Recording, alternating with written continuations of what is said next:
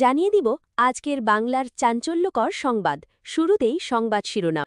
গণভোট বাস্তবায়ন হলে সবচেয়ে বেশি উপকৃত হবে আওয়ামী লীগ, থাকছে প্রতিবেদনে। নেতৃত্ব বদলের রাজনৈতিক চাপ, কোন পথে এগোবে আওয়ামী লীগ, থাকছে প্রতিবেদনে। ভারতে আওয়ামী লীগের কার্যালয় বন্ধে দিল্লিকে ঢাকার চিঠি, থাকছে প্রতিবেদনে। স্বাধীনতার পর থেকে দেশের মোট বিদেশি ঋণের ৭৮% নিয়েছে আওয়ামী লীগ সরকার, থাকছে প্রতিবেদনে। বিদ্রোহীদের প্রতি শেখ হাসিনার খোলা চিঠি, থাকছে প্রতিবেদনে। রাজনীতিতে ফেরার ছক কষছেন ভারতে নির্বাসিত আওয়ামী লীগ নেতারা, গার্ডিয়ানের প্রতিবেদন, থাকছে প্রতিবেদনে। বিরোধী দলের নেতার সঙ্গে ইইউ রাষ্ট্রদূতের সাক্ষাৎ, গণভোটের রায় বাস্তবায়ন নিয়ে আলোচনা, থাকছে প্রতিবেদনে। এতক্ষণ শুনতেছিলেন সংবাদ শিরোনাম, এখন বিস্তারিত। গণভোট বাস্তবায়ন হলে সবচেয়ে বেশি উপকৃত হবে আওয়ামী লীগ।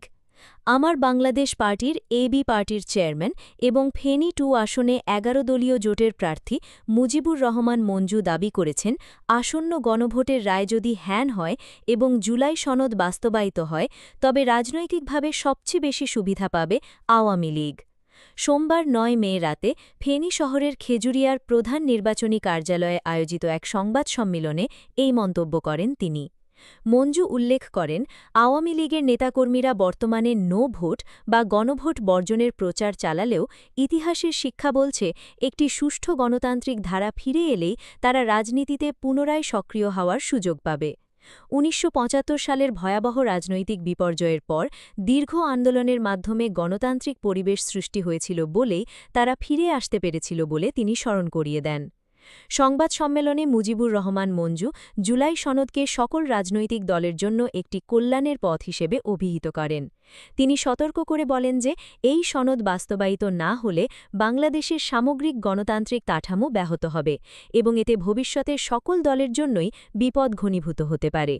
তিনি ভোটারদের প্রতি কোনো দলের প্রতি অন্ধ আনুগত্য না দেখিয়ে দেশ এবং গণতন্ত্রের স্বার্থে দলমত নির্বিশেষে হ্যাঁ চিহ্নে ভোট দেওয়ার আহ্বান জানান।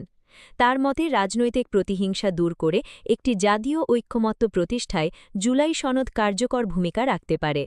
গণহত্যা ও রাষ্ট্রীয় লুটপাটের বিচার প্রসঙ্গে এবি পার্টির চেয়ারম্যান বলেন, আওয়ামী লীগের নিজের কল্যাণ এবং ঐতিহাসিক দায় থেকে মুক্তির জন্য এই অপরাধগুলোর বিচার হওয়া অপরিহার্য।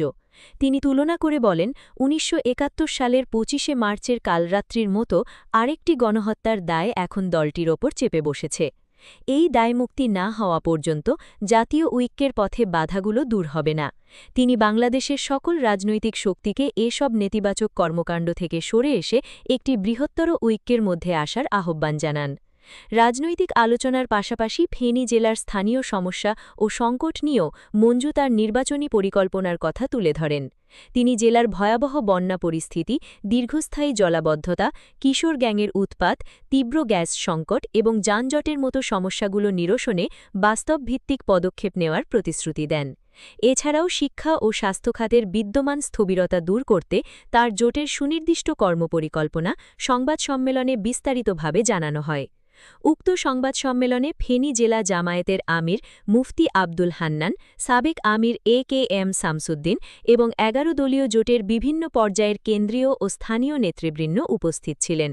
তারা সকলেই ঐক্যবদ্ধভাবে গণভোটের প্রচার এবং নির্বাচনী কার্যক্রম সফল করার প্রত্যয় ব্যক্ত করেন। জোটের নেতাকর্মীরা মনে করেন, এই নির্বাচন ও গণভোট বাংলাদেশের রাজনৈতিক ইতিহাসে এক নতুন ধারার সূচনা করবে। ভারতে আওয়ামী লীগের কার্যালয় বন্ধ, দিল্লিকে ঢাকার চিঠি। ভারতের মাটিতে আওয়ামী লীগের রাজনৈতিক কার্যালয় অবিলম্বে বন্ধ করতে দিল্লিকে অনুরোধ জানিয়েছে বাংলাদেশ। বুধবার ২০ অগস্ট এক বিবৃতিতে এ অনুরোধ জানায় বাংলাদেশের পররাষ্ট্র মন্ত্রণালয়। বিবৃতিতে বলা হয়, ভারতের রাজধানী দিল্লি ও কলকাতায় বাংলাদেশে কার্যক্রম নিষিদ্ধ থাকা রাজনৈতিক দল আওয়ামী লীগের অফিস স্থাপনের খবর বাংলাদেশ সরকারের দৃষ্টি আকর্ষণ করেছে। ভারতের মাটিতে আওয়ামী লীগের নেতৃত্ব কর্তৃক ক্রমবর্ধমান বাংলাদেশ বিরোধী কার্যকলাপের অংশ হিসেবে এই ঘটনা ঘটেছে। মানবতা বিরোধী গুরুতর অপরাধের কারণে বাংলাদেশের বেশ কয়েকটি ফৌজদারি মামলায় পলাতক থাকা আওয়ামী লীগের অনেক সিনিয়র নেতা এখন ভারতীয় ভূখণ্ডে রয়েছেন। গত ২১ জুলাই সন্ধ্যায় একটি এনজিওর আড়ালে কার্যক্রম নিষিদ্ধ দলটির অর্থাৎ আওয়ামী লীগের কয়েকজন সিনিয়র নেতা দিল্লি প্রেস ক্লাবে জনসাধারণের সঙ্গে যোগাযোগের লক্ষ্যে উপস্থিত সংবাদ মাধ্যমের সদস্যদের মধ্যে পুস্তিকা বিতরণ করেছেন। ভারতীয় গণমাধ্যমের বেশ কয়েকটি প্রতিবেদন ভারতের মাটিতে এই দলের ক্রমবর্ধমান তৎপরতার কথা নিশ্চিত করেছে।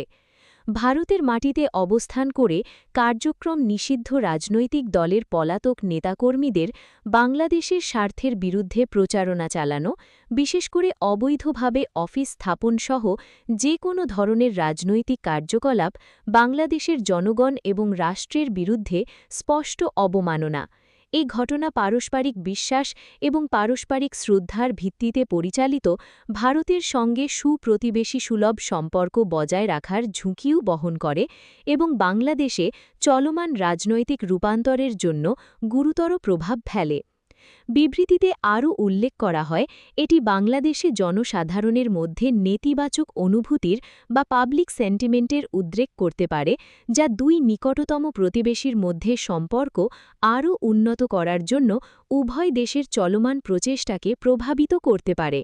অতএব বাংলাদেশ সরকার ভারত সরকারকে অনুরোধ করছে, বাংলাদেশি কোনো নাগরিক দ্বারা ভারতের মাটিতে যেন বাংলাদেশ বিরোধী কোনো কর্মকাণ্ড পরিচালিত না হতে পারে তা নিশ্চিতে তারা পদক্ষেপ গ্রহণ করবে এবং অবিলম্বে ভারতের মাটিতে আওয়ামী লীগের রাজনৈতিক কার্যালয় বন্ধ করবে। বিদ্রোহীদের প্রতি শেখ হাসিনার খোলা চিঠি। আওয়ামী লীগ ও মহাজোটের বিদ্রোহী প্রার্থীদের উদ্দেশ্যে দলের সভাপতি ও প্রধানমন্ত্রী শেখ হাসিনা একটি খোলা চিঠি লিখেছেন। ডাকযোগে এ চিঠি মনোনয়ন বঞ্চিতদের কাছে পৌঁছে দেওয়া হচ্ছে। শনিবার রাজধানীর ধানমন্ডিতে আওয়ামী লীগ সভাপতির রাজনৈতিক কার্যালয়ে এক সংবাদ সম্মেলনে একথা জানিয়েছেন দলের যুগ্ম সাধারণ সম্পাদক অ্যাডভোকেট জাহাঙ্গীর কবির নানক। কতজন বিদ্রোহী প্রার্থী আছেন? সাংবাদিকদের এমন প্রশ্নের জবাবে তিনি বলেন, এমন প্রার্থী ২৪ জন ছিল। তাদের মধ্যে ৬-৭ জন মনোনয়ন প্রত্যাহার করে নিতে রাজি হয়েছেন। আশা করছি আগামীকালের মধ্যে সবাই প্রত্যাহার করে নেবেন। এ বিষয়ে কেন্দ্রীয় নেতাদের সঙ্গে তাদের কথা হচ্ছে। চিঠিতে উল্লেখ আছে, দেশের জনগণের জন্য আওয়ামী লীগের ও তার সহযোগী সংগঠনের যে প্রার্থী আছে তাদেরকে নৌকাকে বিজয় করে এ দেশের জীবনমান উন্নয়নে সার্বিক সহযোগিতা চেয়েছেন প্রধানমন্ত্রী। বাংলাদেশ জার্নাল পাঠকদের জন্য তা তুলে ধরা হল। জনাব, আমার শুভেচ্ছা গ্রহণ করবেন। আসন্ন একাদশ জাতীয় সংসদ নির্বাচনে আমাদের প্রাণপ্রিয় সংগঠন বাংলাদেশ আওয়ামী লীগের মনোনয়ন প্রাপ্তির প্রত্যাশায় সংগঠনের সংসদীয় মনোনয়ন বোর্ডে আবেদন করার জন্য আপনাকে আন্তরিক ধন্যবাদ ও কৃতজ্ঞতা জানাচ্ছি। বাংলাদেশ আওয়ামী লীগ এ জনপদের একটি ঐতিহ্যবাহী ও প্রাচীনতম রাজনৈতিক সংগঠন। এদেশের মানুষের অধিকার আদায়ের সংগ্রাম, ভাষা আন্দোলন থেকে শুরু করে স্বাধীনতা সংগ্রাম ও মহান মুক্তিযুদ্ধের নেতৃত্বে দিয়েছে জাতির পিতা বঙ্গবন্ধু শেখ মুজিবুর রহমানের সংগঠন বাংলাদেশ আওয়ামী লীগ। বাংলাদেশ আওয়ামী লীগের সকল সাংগঠনিক কার্যক্রমের মতো যে কোনো নির্বাচনে দলীয় প্রার্থী বাছাই প্রক্রিয়াও পরিচালিত হতো একটি সুনির্দিষ্ট গণতান্ত্রিক পদ্ধতি অনুসরণ করে।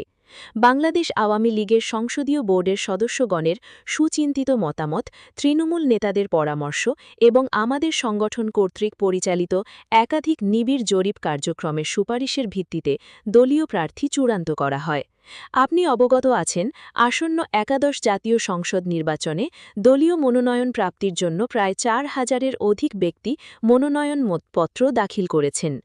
বাংলাদেশ আওয়ামী লীগের রাজনীতিতে তাদের প্রায় সকলেরই অবদান রয়েছে। রাজনৈতিক ত্যাগ, দক্ষতা, যোগ্যতা ও জনপ্রিয়তার বিচারে প্রায় প্রত্যেকটি আসনেই ছিল একাধিক যোগ্য প্রার্থী। একাধিক আবেদনকারীর মধ্যে থেকে একজনকে প্রার্থী হিসাবে নির্ধারণ করার কাজটি ছিল অত্যন্ত কঠিন ও দুরূহ। বিরোধীদলীয় নেতার সঙ্গে ইইউ রাষ্ট্রদূতের সাক্ষাৎ, গণভোটের রায় বাস্তবায়ন নিয়ে আলোচনা। বিরোধীদলীয় নেতা ও জামায়াতে ইসলামের আমির ড শফিকুর রহমানের সঙ্গে বাংলাদেশে নিযুক্ত ইউরোপীয় ইউনিয়নের ইইউ রাষ্ট্রদূত মাইকেল মিলার সৌজন্য সাক্ষাৎ ও বৈঠক করেছেন। বৃহস্পতিবার ১৪ই মে দুপুর ১২টার দিকে জাতীয় সংসদ ভবনের বিরোধী দলীয় নেতার কার্যালয়ে এ বৈঠক অনুষ্ঠিত হয়। এই সময় ইউরোপীয় ইউনিয়নের পলিটিক্যাল ফার্স্ট সেক্রেটারি সেবাস্টিয়ান রেগার ব্রাউনও উপস্থিত ছিলেন।